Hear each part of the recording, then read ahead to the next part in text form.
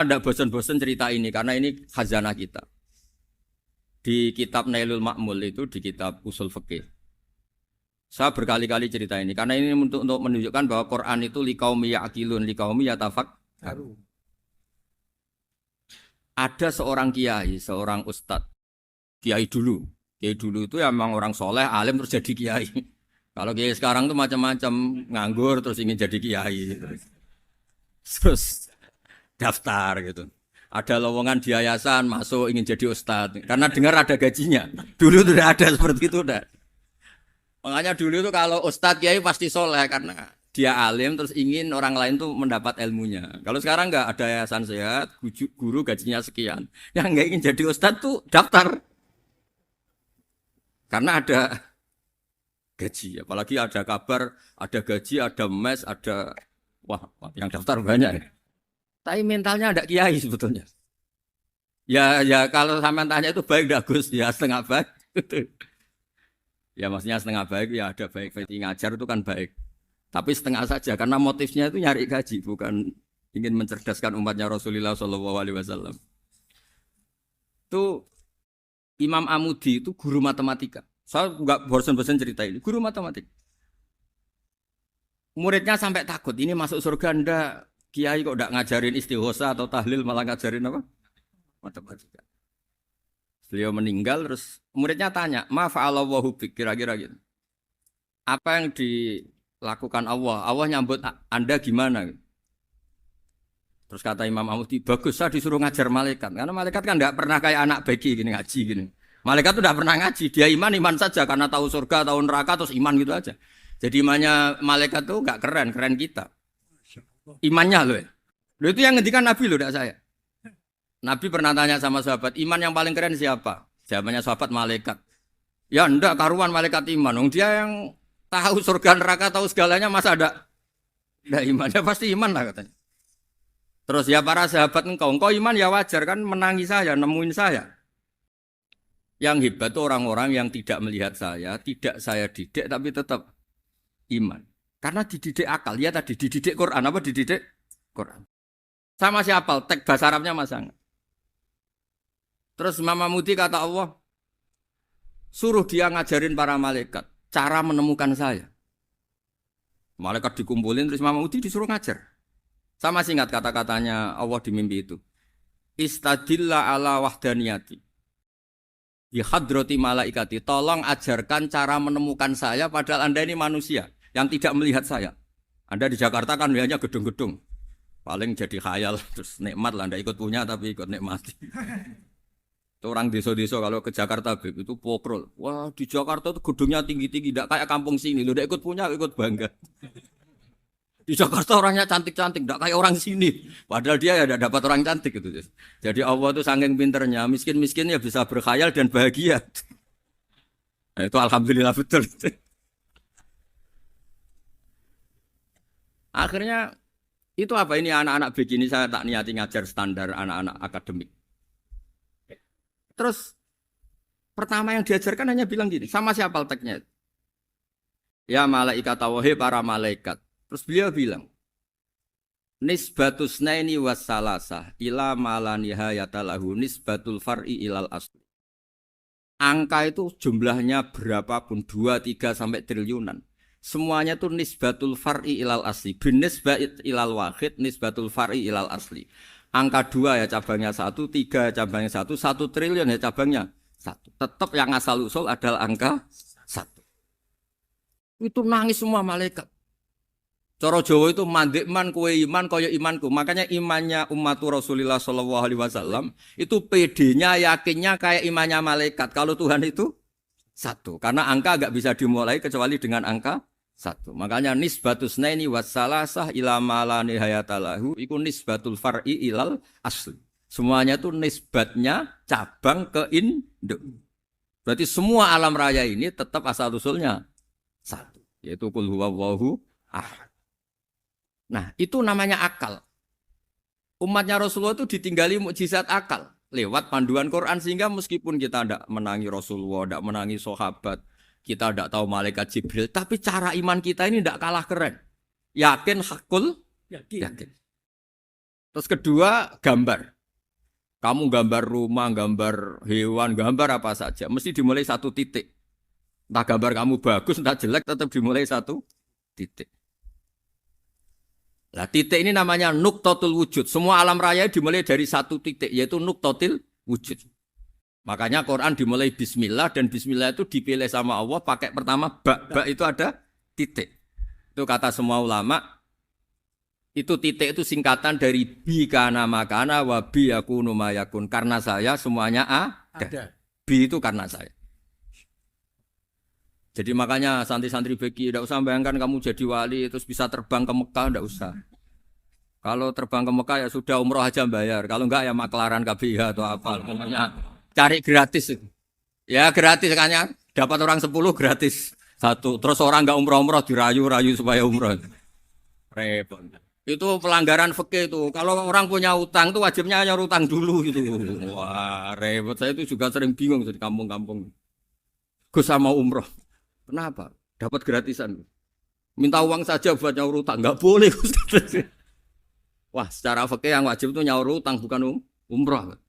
Enggak boleh Gus diminta uang, enggak boleh, harus umroh. Udah gitu saya ini bingung Gus mau umroh. Enggak nikmati. Kenapa? Disuruh ngajar Gus. Repot semua kalau ibadah mergawe ya jadi bingung semua. Ya saya mohon anak-anak BK semuanya yang seneng Quran itu harus seneng sampai kayak saya sehingga tahu mencari Tuhan dengan cara tauhid yang berbasis akal. Itu sedzahir imannya malaikat. Jika di klasmen iman itu manusia ulul ilmi, kita-kita yang nekuni ilmu itu nomor 1 prakteknya. Karena nomor 1 itu Allah karuan kan syahidah Allah kan enggak tertandingi syahidah wa annahu la ilaha illallah terus wal malaikatu. Malaikat kan karuan karena langsung menyaksikan surga dan ketiga apa? Wa ulul ilm. Berarti prakteknya kan nomor 1. Kalau kompetitornya semuanya manusia, ulul ilmi nomor berapa? 1 kan? Nah nomor 3 kan dari Allah, malaikat, ulul ilm. Berarti kalau kompetisinya antar manusia nomor berapa? 1 kan? Nah kenapa ulul ilmi di nomor 3 kan tapi dari Allah, malaikat, ulul. Kerennya kayak apa? Karena cara iman ulul ilmi itu enggak ada ragunya sama sekali. Kamu ragu enggak kalau 2 itu cabang dari 1, asalnya 1? Enggak pernah kan ragu kan? Semua gambar seruat apapun dimulai dari 1 titik. Ragu enggak? Enggak kan? Nah imannya umatnya Nabi karena dipandu oleh Quran itu seyakin itu. Sehakul yakin itu. Nah itu terus Jubair bin Mut'im jadi iman. Am khuliqu min ghairi syai'in am humul khaliq. Terus kata Allah lagi, kalau kamu tidak percaya saya yang bikin langit bumi ya gampang dong. Kamu saja yang ngomong kalau kamu yang bikin. Paling orang sepakat kamu stres. Terus hanya ayat gitu, am khalaqus samawati wal ard. Kalau kamu tidak yakin Allah yang bikin ya silakan Anda klaim saja kalau kamu yang bikin langit bumi. Bala yuqinun. Kamu juga enggak mau kan dibilang stres. Ya, niki ngaji ilmu dulu nanti bagian terakhir ijazah. Bismillahirrahmanirrahim. Ini riwayatul Bukhari. Haddatsana Abdullah bin Yusuf, haddatsana Les, haddatsana Sa'id Al-Maqburi an Nabi Hurairah radhiyallahu anhu qala an-nabiy sallallahu alaihi wasallam. Ma minal anbiya'i nabiyyun illa qad u'tiya minal ayat ma mithluhu amana alaihi al-bashar. Wa innama kana alladhi utituhu wahyan awhahu wa ilayya fa arju an akuna aktsarahum tabi'an yaumal qiyamah. Dados kita tahu semua nabi itu punya mukjizat. Ya, semua nabi itu punya apa? Mukjizat. Mukjizat itu hal yang luar biasa yang memastikan manusia itu tidak bisa menyainginya atau menandinginya. Dan rata-rata mukjizat nabi dulu itu fisik. Misalnya ontanya Nabi Soleh itu kan onta tapi keluar dari batu, itu kan aneh. Aneh sekali. Atau tongkat Nabi Musa bisa simsalabim mengeringkan laut apa? Merah. Semua Nabi itu punya mukjizat dan semuanya berbentuk fisik. Kecuali mukjizatul Rasulullah Shallallahu Alaihi Wasallam itu berupa Al-Quran. Al-Quran itu konsep ilmiah. Terus kata Rasulullah Shallallahu Alaihi Wasallam, tapi saya karena Quran itu justru berharap pengikutku besar dan sampai hari kiamat. Sekarang kita logika ya. Andaikan kamu punya tongkatnya Nabi Musa, kalau kamu suka uang, kepikirannya dijual apa dipakai? Kalau kamu suka uang, dipakai. Kalau kamu ahli suudon itu pikirannya ndak, ini asli ndak. Karena yang melihat di Turki itu ya sebagian gitu. Kalau yang suka perdukunan itu bayangkan tuh miliknya. Mungkin dipakai ngakali orang atau apa, pokoknya bayangkan tuh miliknya. Kalau yang kolektor pikirannya itu nanti ini laku berapa. Tapi kalau peneliti mungkin pikirannya itu ini asli apa enggak? Bukti aslinya apa? Repot lah. Lagi pula kalau kamu punya utang terus mau apa? Istri kamu marah mau apa? Kalau pakai tongkat. Nah, beda dengan mukjizatnya Quran itu semuanya apa? Ilmiah. Orang yang sedang harmonis dengan istri bisa pakai ayat di antara ayat-ayat Allah itu apa? Wa ja'ala bainakum mawaddatau warahmah.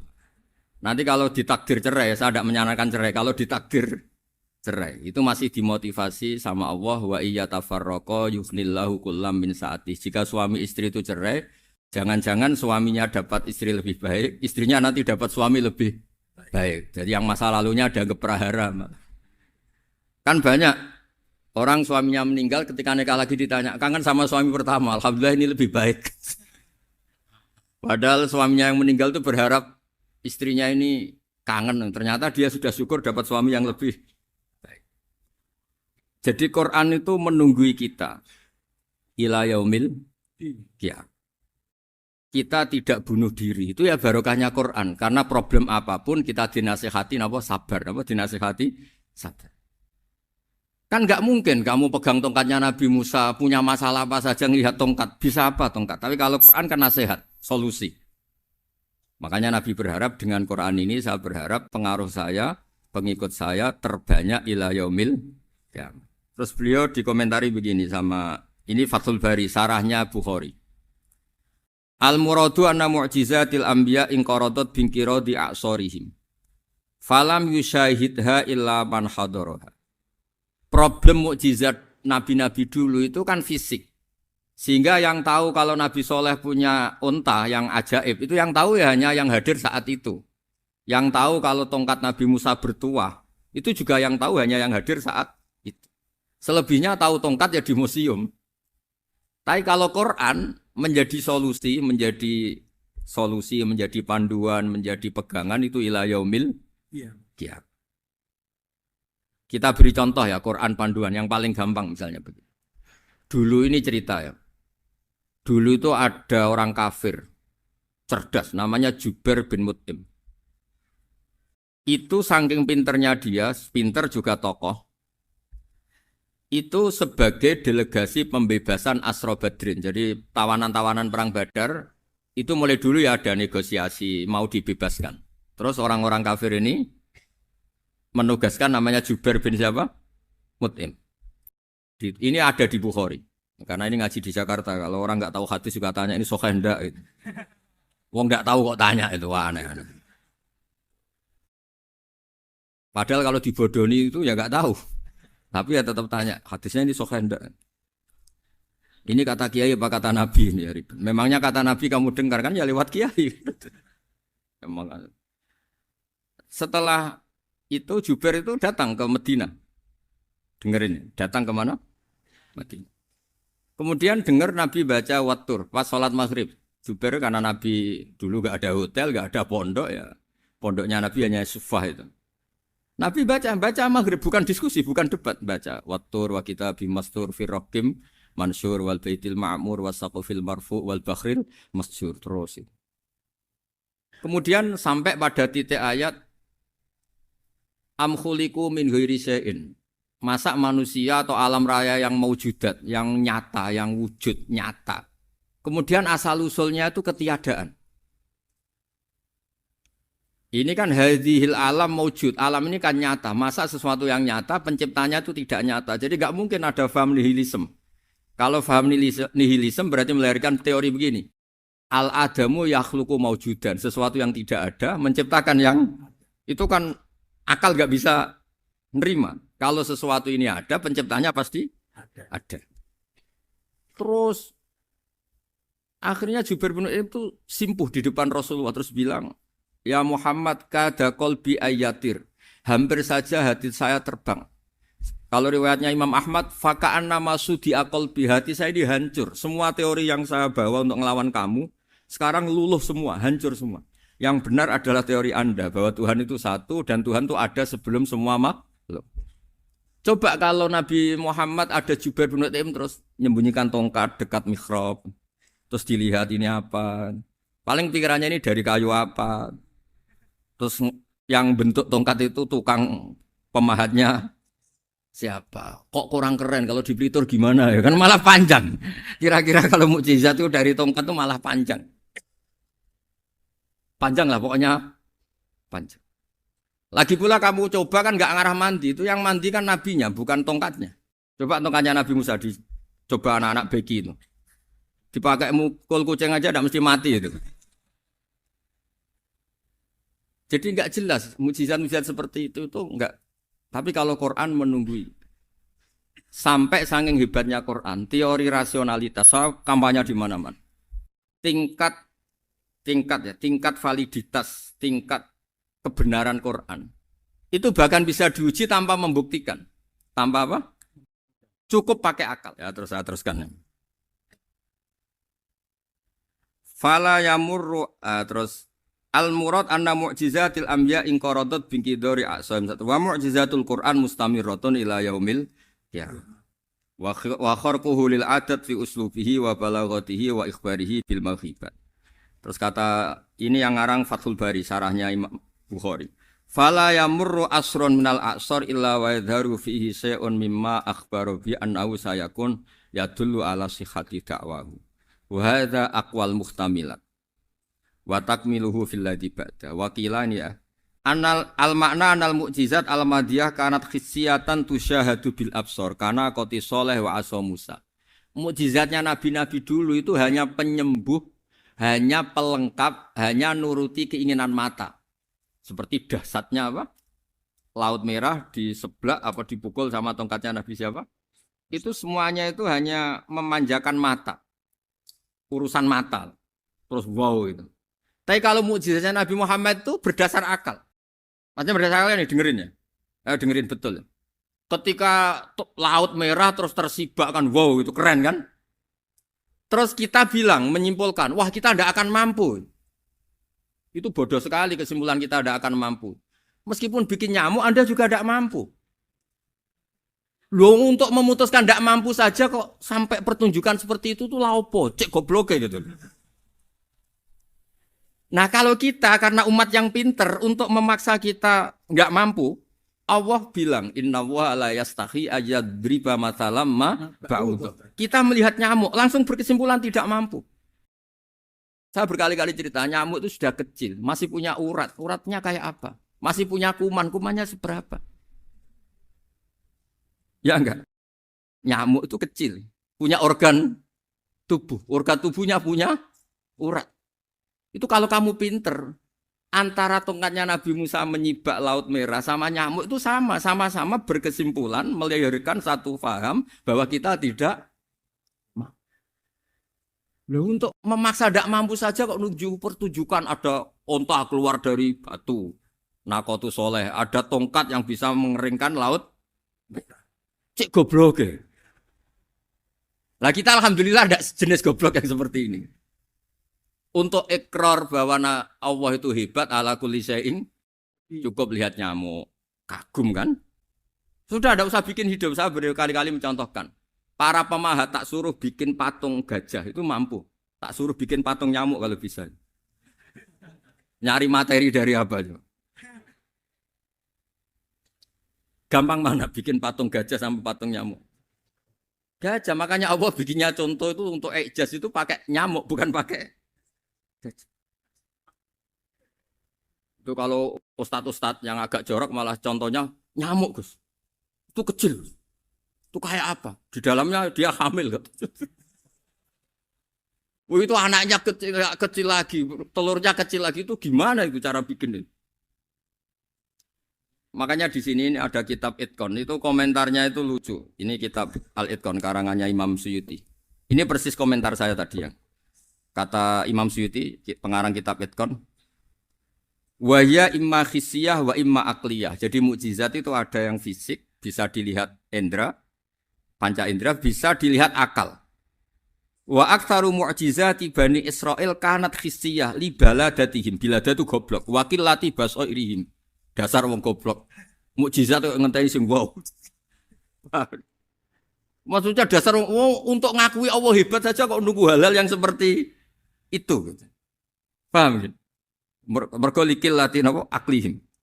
Wa aksaru mu'jizati hadil ummah akliyatun li farati dzakaihim wa kamali afwahihim. Dan mukjizatnya umat ini semuanya berdasar akal karena sudah cerdas. Jadi andekan kita melihat tongkatnya Nabi Musa menyibak Laut Merah dengan melihat nyamuk, kesimpulan kita sama. Sama-sama wow, sama-sama keren, sama-sama memastikan kita tidak mampu. Makanya terus Quran menerangkan ya wa ma min dabatin fil ardi wala ta'iri yatiru bi janahihi illa umamun amsalukum. Jadi keseharian kita lihat burung kok terbang. Itu sudah ayatun min ayatillah. Paham ya? Dados niki kudu bangga ditunggoni napa Quran, nggih ditunggoni napa Quran. Wa mu'jizatul Quran tusyahadu bil basirah fayakunu mayatabi'u li ajlihi aksar. Terus li annal ladzi yusyahadu bi ainir ra'si yang qaridu bingkiradi musyahidi. Sesuatu yang tampilan dahsyatnya itu disaksikan mata, maka itu bisa habis. Era tongkat Nabi Musa seperti itu habis enggak? Bisa mengeringkan Laut Merah habis kan? Tapi era mukjizatnya Quran ila yaumil qiyamah. Ya contoh sosial, saya kembali lagi ke sosial. Kamu punya teman awet atau punya istri awet, itu konsepnya ya wal kadhiminal ghaidh, agak gampang tersinggung. Coba kalau kamu setiap tersinggung putus, setiap tersinggung habis, kamu tidak punya teman, tidak punya istri. Sampai kita awet seperti ini, kalau kecewa ya wal kadhiminal ghaidh, ngempet. Termasuk saya ini, biasanya ngaji khusus terus baca gini ya kecewa. Tapi barokahnya diwarai Quran wal kadhiminal ghaidh, ngempet Gus, ngempet. Terus kecewa sama teman, kenapa tidak putus? Karena wal afina aninna, sudah kalau kecewa maafkan. Coba kalau kita kecewa presiden demo, kecewa menteri demo, kecewa orang tua minggat. Ya kalau dicari, kalau tidak kan malu. Saya itu punya teman tak tanya, kecewa gak sama bapak itu. Kenapa tidak minggat? Malu. Kenapa malu? Takut gak dicari. Itu orang tuh paling malu itu kalau keluar dari rumah gak di. Saya punya teman lagi, saya ini takut mati. Gus. Kenapa? Takut istri saya tidak nangis. Gus. Itu kematian terburuk itu kalau mati tahu istrinya ada nangis, itu malu betul itu. Makanya jangan mati, pokoknya pastikan orang sekitar Anda nangis itu baru berani mati, kalau enggak jangan. Ya jadi mukjizatnya Nabi itu luar biasa. Nah ini terus saya teruskan ya, makanya mukjizat terbesarnya Nabi adalah Al-Quran. Karena Al-Quran itu cerita tentang hukum-hukum akal, cerita tentang logika-logika peradaban. Misalnya logika peradaban, contoh paling gampang. Di Quran itu ada sekian ayat yang Allah cerita peradaban. Misalnya wa ahsinu innallaha yuhibbul muhsinin. Itu dikutip, terus kemudian disimpulkan dalam peradaban. Kata Sayyidina Ali karramallahu wajhah ngendikannya gampang. Ahsin man syi'ta takun amirah. Kamu berbuat baik saja sama seseorang, maka otomatis kamu akan jadi pemimpinnya. Ada orang nggak tamat SD, nggak tamat papa, gobloknya minta ampun. Tapi karena gaji seorang pakar, kamu tak gaji 1 bulan 1 miliar, perusahaan saya jadikan besar. Itu dikongkan ngalor ngidul ya nurut. Hanya karena dia ihsan. Terus wastaghni amman syi'ta takun nadhira. Saya ulang lagi. Wastaghni amman syi'ta takun nadhira. Dan kamu jangan butuh orang lain, siapapun dia, maka kamu akan setara. Misalnya ada menteri orang antri mau salim, tapi kamu tidak butuh kan tenang saja. Tapi kalau kamu butuh, habis kamu. Iya kan? Kamu tidak butuh seseorang, maka kamu posisinya akan setara. Kamu harus sopan karena punya utang jasa. Kalau nggak punya apa-apa kan setar. Ya enggak? Misalnya kamu jajar rektor atau jajar menteri, jajar apa saja. Kalau kamu tidak punya utang kan, kamu jajar menteri tidak punya utang. Sama jajar satpam tapi punya utang, takut mana?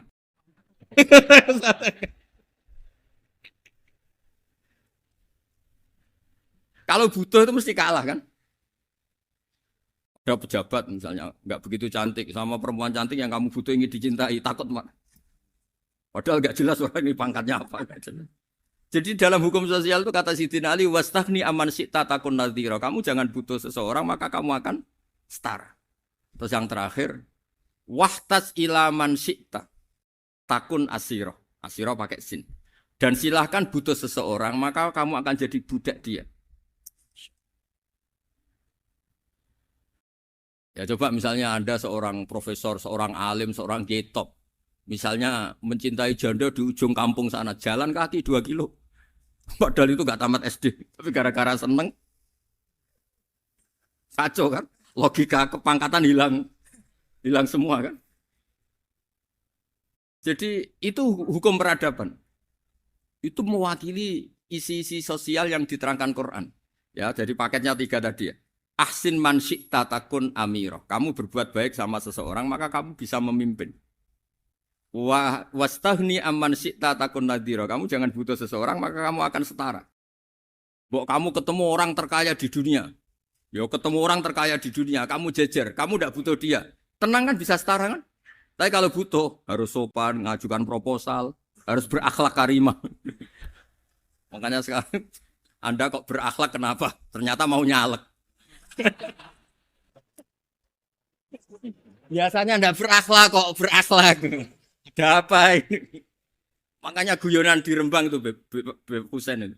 Kalau ada orang mendadak sopan sama temannya, temannya curiga, kok tumben sopan, mau utang ya?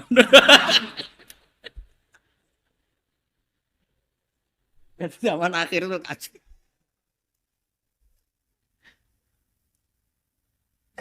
Ya di semua daerah gitu ya sama Pak Rektor ya. Kalau ada teman biasanya nggak sopan kok sopan, itu temannya curiga. Ini Pak Rektor UI ikut kaji. Kok tumben sopan, ada apa ya? Karena di mana-mana orang butuh itu pasti beretika. Kamu punya teman paling berdua. Kalau mau utang berakhlak gak? Atau misalnya kamu punya adik cantik terus punya teman berdua. Kalau cinta adik kamu berakhlak gak?